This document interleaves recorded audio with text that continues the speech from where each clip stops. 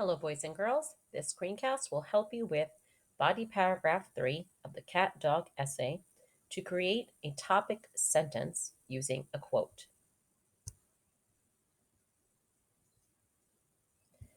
So far in body paragraph 1, your T sentence was an amazing fact about your main idea. Your T sentence for body paragraph 2 was a statistic or a number fact about your main idea. And for body paragraph 3, your opening T hook sentence will have a quote that is related to your main idea. Do not forget the other parts are that after we have our T hook sentence, with using any of these techniques, you want to clearly restate the reason with a transition and clearly tell the reader what the paragraph will be about. Make sure you have your thesis handy so you have your body paragraph 1, 2, and third idea with you. Your quote will relate to the body paragraph 3 main idea. Now, there are lots of ways in which you can find quotes for cats and dogs, and there are thousands of quotes for cats and dogs, but you want to find one that relates to your main idea. In this presentation, there are some examples based on some common thesis ideas, but you can also look up your own based on your main idea. Based on some of the thesis statements, there are some common themes with cats: independence, health benefits, entertainment, companionship, and happiness. These quotes that I looked up relate in some way to those topics. You can choose one of those, or you can simply type in cat quotations, and when you look for cat quotations, you will see many of them.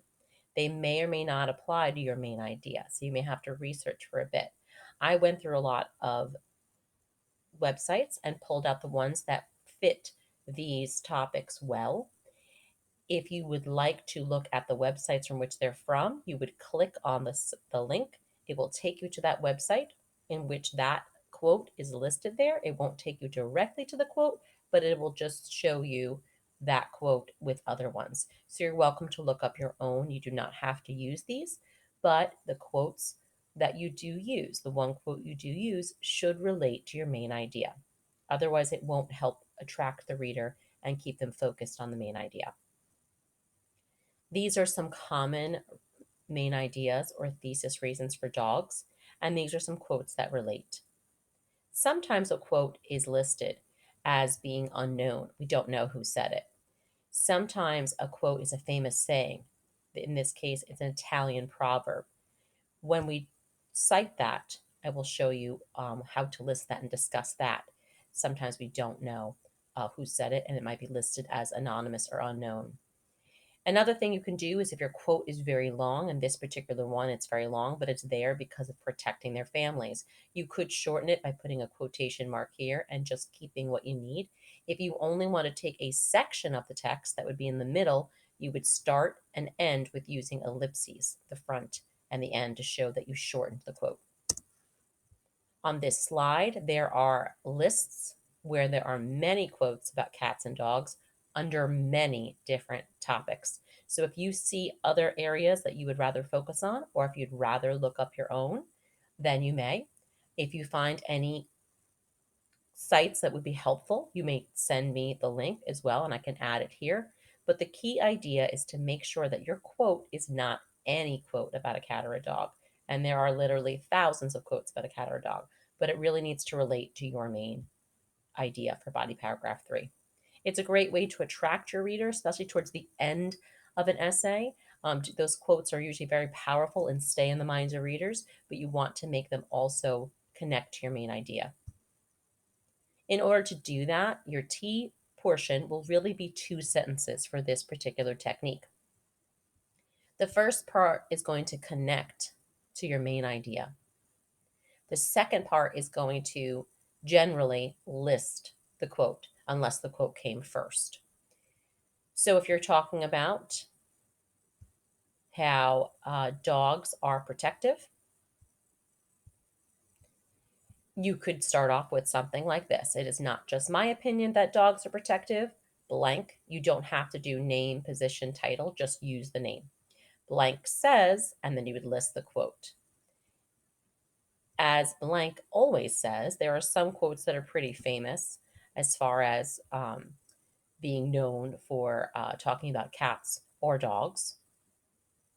This one is a pretty famous quote about a cat: that time spent with cat is never wasted. Thinking about how content or happy they may make you. So, as Sigmund Freud always had said, or always says, now if someone has passed away, you can say has previously said or has said. If they are no longer alive, time spent with cats is never wasted. I absolutely agree with this notion, since cats are clearly excellent companions. So you can take a look at what matches on the left side to the right, change it as needed. But the goal is to connect to that main idea and then list the quote, or list the quote and then connect. It may go in the opposite direction, but taking one from one column to the left, matching it with one on the right. You'll notice on the bottom that this one is a combination, and this one talks about experts. Some of your quotes might relate to that, but this usually is a little bit more geared towards when you have a scientific quote. So that may or may not apply to you. Okay. So make sure that when you do get a quote, and you're welcome to find ones that work. You can look here for further ones. You can take one of these. You can definitely search up your own, but make sure that your quote relates to your main idea. And the idea is you want to attract your reader, but the restate is going to then clearly tell your reader, once you've attracted them, what your body paragraph 3 will be about. So to do that, when you go into your document, you will see a link that will take you to some transitions. And I would stay away from the first reason, the next reason, another reason, and try to use some persuasive language to clearly say what your restate idea is. Remember, that only has to be a sentence. It does not have to be longer. So in this case, the T sentence would be 2, and the restate would just be 1, to clearly state what the body paragraph 3 will be about. Please try to think of this portion here, that T sentence, which is that hook, as being a balloon that floats around. It's pretty attractive, catches your attention, and flies around. The restate I want you to think about is a weight for the balloon. It brings it down, it keeps it grounded, and it's going to clearly tell the reader what the paragraph is going to be about. The hook may be interesting and it does attract the reader, but the restate is also important to keep the reader focused, and then proceed with reading your ideas. After you finish your T sentences, remembering taking from one from the left and the right, clearly go on to the restate for thesis reason number 3. And when you follow those steps, your quote and restate will be done, which will match your idea for body paragraph 3. Boys and girls, thank you so much for your attention. I look forward to your wonderful T and R statements for body paragraph number 3.